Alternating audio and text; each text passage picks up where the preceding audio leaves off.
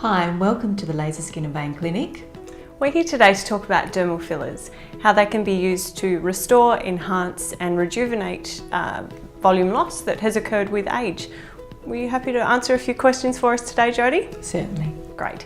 So to start off with, what sort of areas in the face do people look to have treated with dermal filler? It's an interesting question. We would be looking at cheeks as one of the number one areas that we treat within the clinic. It is a procedure that we're doing quite often. Lips would be another area, and the other area that we're looking at is the nasolabial fold. That little line that sits between nose and the top lip, it's always a big concern for people, and it's probably one of the driving factors that bring people into the clinic. And then for us, as practitioners and injectors, we would start looking at your structural points and moving more towards the jaw and looking at lifting and doing things that are sort of a little bit further back on the face. Okay, so when we have volume loss in our faces, why does that actually happen? There's many reasons for volume loss. So when we're looking at volume loss, we're looking at elastin and collagen, which is slowing down over time, and the degradation of that as we're aging. We're looking at bone density reabsorption, and we're also looking at the factors that are outside as well, UV damage, which is going to also increase that degradation to all of those processes as well.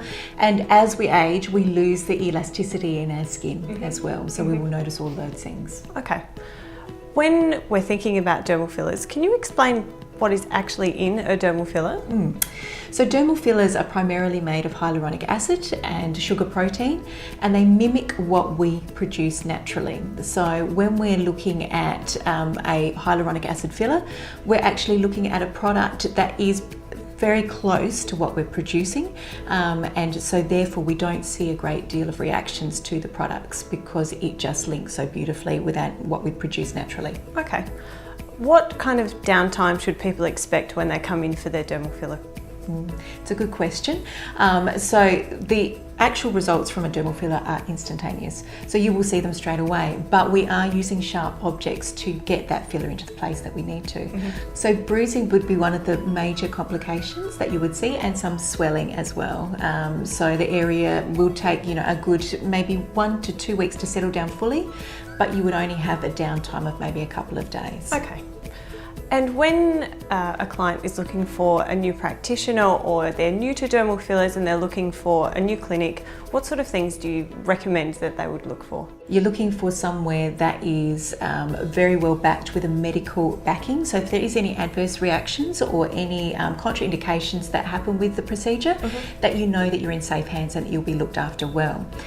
With that, you want somebody who has a really good knowledge of the products, and that has an extensive knowledge of actual techniques and how they're going to deliver them as well.